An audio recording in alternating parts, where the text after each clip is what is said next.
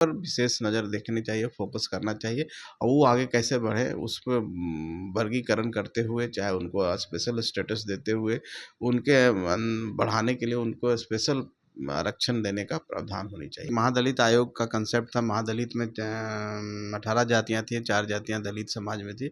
उस स्तर पर उस तरीके से मॉडल लागू हो कि आज भी जो कमज़ोर हैं उन दलित समाज में भी उनको ऐसे प्रावधान देना चाहिए, आरक्षण उनको कुछ ज़्यादा बढ़ा के देना चाहिए। आरक्षण में समीक्षा की बात हो, चाहे आरक्षण वर्गीकरण करने की बात हो, चाहे उसको आरक्षण का दायरा बढ़ाने की बात हो, इसके लिए हम लोग उस बात को कहे हैं। बाकी आरक्षण की समीक्षा का मतलब कतई नहीं कि आरक्षण को समाप्त करना। आरक्षण हमारा संविधान के द्वारा दिया हुआ गारंटी है। बाबा साहब भीमराव अम्बेडकर उन समाज के लिए जो पिछड़े हुए समाज है उनको आगे बढ़ाने के लिए ये साहब आज भी जाते हैं तो उस जगह पे शुद्धिकरण कराया जाता है। बड़े बड़े नेता मंत्री परिवार के साथ जाते हैं, मंदिरों को धुलवाया जाता है। अगर कोई हाथ लगाने की सोचेगा भी तो देश की एक बड़ी आबादी है जो सड़क पर आएगी और उसके बाद इसको संभालना कठिन होगा। समीक्षा तो बहुत दूर की बात है, आरक्षण के ऊपर चर्चा भी आज की तारीख में संभव नहीं है। नमस्कार, पॉलिटिक्स में आप सबों का स्वागत है।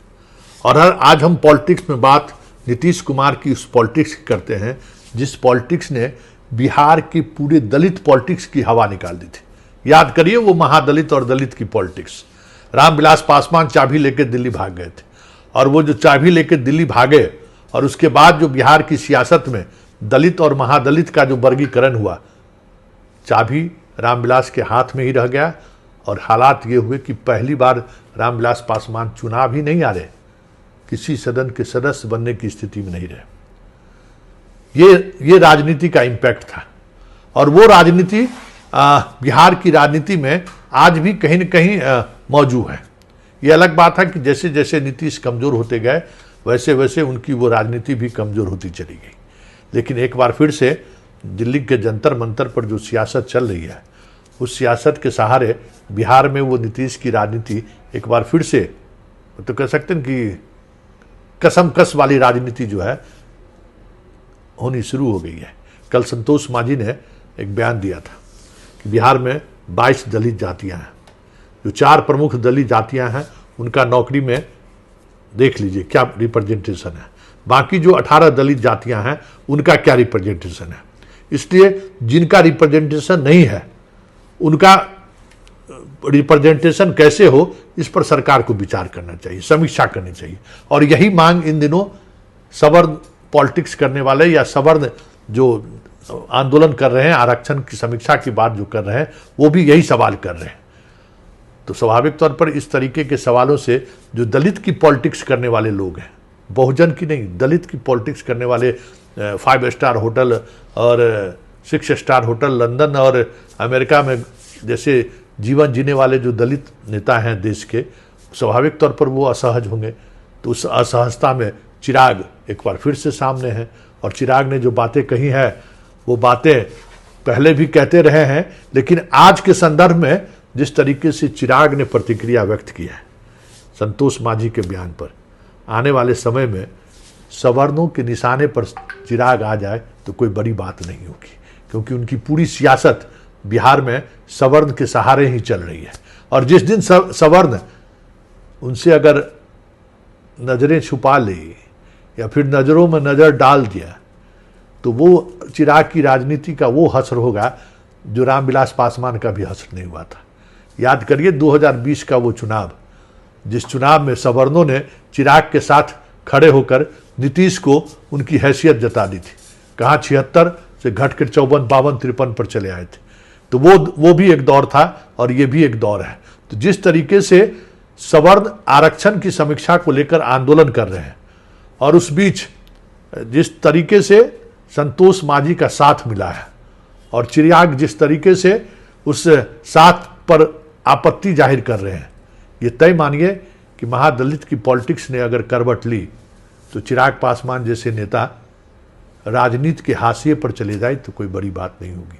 जरा सुनिए संतोष मांझी का वो बयान और उसके जवाब में चिराग ने क्या बयान दिया, जरा आप भी सुनिए और तय करिए कि अब राजनीति किस दिशा की तरफ बढ़ रही है। हम बिहार के कंटेस्ट में बोल रहे हैं कि समीक्षा इस बात पर होनी चाहिए कि आज दलित समाज में भी कुछ ऐसे समाज है, वर्ग है, जो जातियां हैं जो आज भी बहुत गरीब हैं। वो चाहे आर्थिक स्तर पर उनका जो भी इंडिकेटर्स हो, सामाजिक स्तर पर हो, शैक्षणिक स्तर पर हो, तो बिहार में 22 जातियां अगर है तो 18 जातियां ऐसी है जिनकी अभी आर्थिक स्थिति खराब है। उन 4 जातियों में मैं कहा कि पहले भी बिहार में एक महादलित आयोग का कंसेप्ट था। महादलित में 18 जातियां थी, 4 जातियां दलित समाज में थी।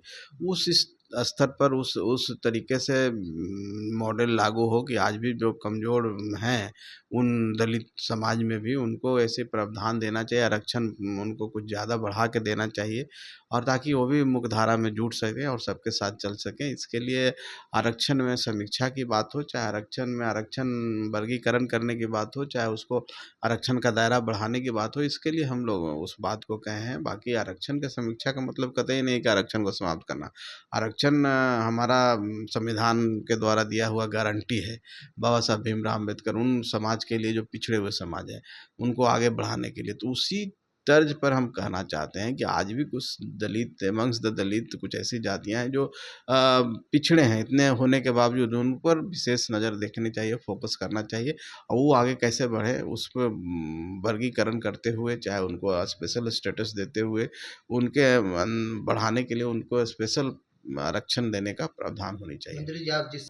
कि जो लोग भी आरक्षण की समीक्षा की बात करते हैं या उसकी सोच भी रखते हैं, ये वो लोग हैं जो देश से आरक्षण को समाप्त करना चाहते हैं। आरक्षण की समीक्षा करना, उसका मतलब उसमें से, व्यवस्था में से लोगों को हटाए जाने की बात करना, इसके दायरे को कम करना, और यहाँ से शुरुआत उन लोगों की सोच की होती है जो लोग इस पूरी व्यवस्था को समाप्त करना चाहते हैं। आरक्षण कल भी था, आज भी है, रहेगा। ये सामाजिक न्याय की लड़ाई को सशक्त करने वाली सोच है। ये कतई किसी को राहत या किसी को खैरात देने की सोच से नहीं बनाया गया। संवैधानिक अधिकार जो सही मायनों में उन लोगों को मुख्य धारा के साथ जोड़ने की सोच के साथ बाबा साहेब के द्वारा बनाया गया था, जो आज भी सामाजिक न्याय की लड़ाई लड़ने का काम कर रहे हैं। खड़गे साहब आज भी जाते हैं तो उस जगह पे शुद्धिकरण कराया जाता है। बड़े बड़े नेता मंत्री परिवार के साथ जाते हैं, मंदिरों को धुलवाया जाता है। तो ऐसे में इस व्यवस्था को अगर कोई हाथ लगाने की सोचेगा भी तो देश की एक बड़ी आबादी है जो सड़क पर आएगी, और उसके बाद इसको संभालना कठिन होगा। समीक्षा तो बहुत दूर की बात है, आरक्षण के ऊपर चर्चा भी आज की तारीख में संभव नहीं है।